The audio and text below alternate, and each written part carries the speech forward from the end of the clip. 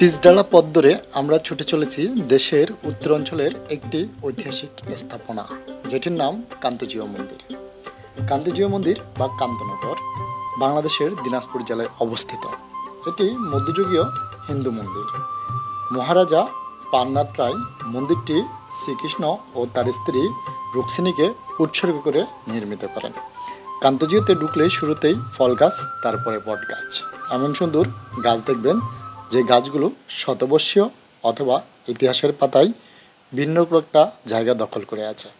বটবৃক্ষের ছায়ার পাশাপাশি শুনতে পারবেন এখানকার জাদুকর বাঁশুড়িয়ার বাঁশির সুর। দল বলে গেলে আপনার জন্য হয়ে উঠবে দিনটি আরও আনন্দঘন। এটি সেই কান্তজিউ মন্দির, যেটি ঘুরে দেখার জন্য আপনার সময় লাগবে মাত্র কয়েক মিনিট, কিন্তু এর ইতিহাস ও ঐতিহ্য রয়েছে কয়েক ঘন্টা। চলুন আমরা ঘুরে দেখি এবারের কান্তজিউ মন্দির। কান্তজিউ মন্দির এর অন্তর্ভুক্তি মূলত হিন্দু ধর্ম।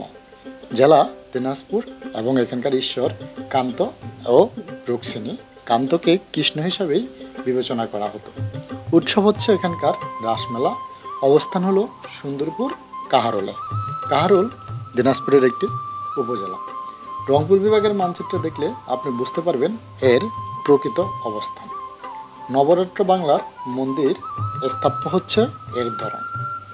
এভাবেই আপনি একে একে ঘুরে দেখলে কান্তজিউ মন্দির আপনার কাছে সুন্দর একটি স্থাপনায় মনে হবে। এই মন্দিরটি ঘুরে দেখে ফিরে আসার সময় খেতে পারবেন সেখানকার রেস্টুরেন্টগুলোতে। এছাড়াও সুন্দর পার্শ্ব থেকে নির্মাণ এবং শিল্পীদের আনা হয়েছিল এই মন্দিরের জন্য। সৌন্দর্য বর্ধনের জন্য মন্দিরকে নানাভাবে সাজানো হয়েছিল। তাই তারা সেই সময় মুসলিমদের প্রার্থনার জন্য নয়াবাদ মসজিদটি নির্মাণ করেছিলেন, যারা ছিলেন এখানকার পারস্য স্থাপত্য শিল্পী। নির্মাণ শুরু করা হয়। এছাড়াও এই মন্দির ইতিহাস জানার জন্য আপনাকে ঘুরে দেখতে হবে পুরা মন্দিরটি। এর কাজ পুরোপুরি শেষ হয়ে যায়। তো ভিডিওটি ভালো লাগলে অবশ্যই শেয়ার করবেন এবং ইতিহাস জানার জন্য মামুন মোমেন্টসের সাথেই থাকবেন।